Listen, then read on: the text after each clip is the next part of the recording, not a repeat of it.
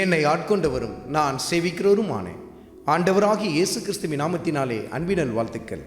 கிறிஸ்து இயேசுவுக்குள் மிகவும் பிரியமான அன்பு சகோதர சகோதரிகளே, அன்றைக்கு கர்த்தர் இஸ்ரவேல் ஜனங்களை 40 வருடம் வனாந்தரத்தில் நடத்தி கொண்டு வந்த சமயத்தில் வானத்தின் தானியமாகிய மன்னாவினால் அவர்களை போஷித்தார். அதை அவர்கள் எப்படி சேர்க்க வேண்டும் என்று சொல்லி கர்த்தருடைய ஆவியானவர் தன் வார்த்தையில் சுட்டிக்காட்டினார். பாருங்கள், வசனத்தை குறித்து கொண்டு தியானித்து பாருங்கள். யாத்ராகமத்தின் புத்தகத்தில் 16வது அதிகாரத்தில் 4வது வசனத்தை குறித்து கொண்டு தியானித்து பாருங்கள். ஒவ்வொரு நாளுக்கு வேண்டியதை ஒவ்வொரு நாளும் சேர்த்து கொள்ள வேண்டும் என்று சொல்லி கர்த்தர் தன் தாசனாகிய மோசேயின் மூலமாய் அந்த இடத்தில் தன் பிரமாணத்தை வெளிப்படுத்தினதை நாம் பார்க்க முடியும்.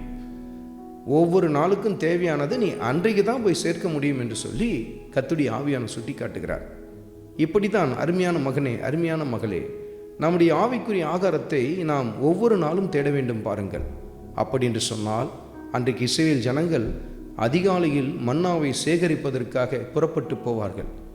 இப்படி தான் நீங்களும் நானும் நம் ஆவிக்குரிய மன்னாவை பெற்றுக்கொள்ளும்படிக்கு ஒவ்வொரு நாளும் ஆண்டவர் இயேசு கிறிஸ்துவின் பாதத்தை தேட வேண்டியது அவசியம். பாருங்கள், நம்முடைய ஆத்ம தாகத்தை தீர்க்கிற நம் ஆத்ம நேசராகிய ஆண்டவர் இயேசு கிறிஸ்துவை ஒவ்வொரு நாளும் அதிகாலையில் தேடுங்கள்.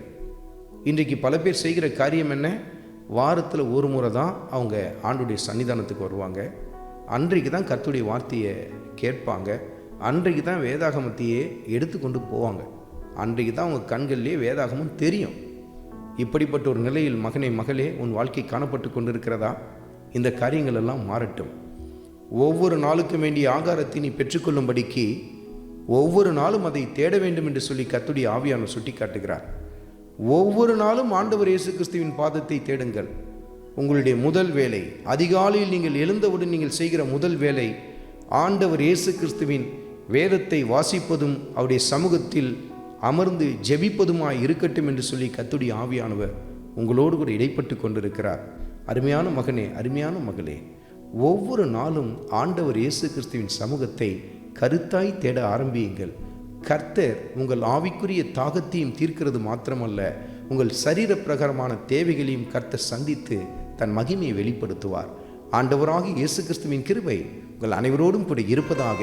ஆமென்.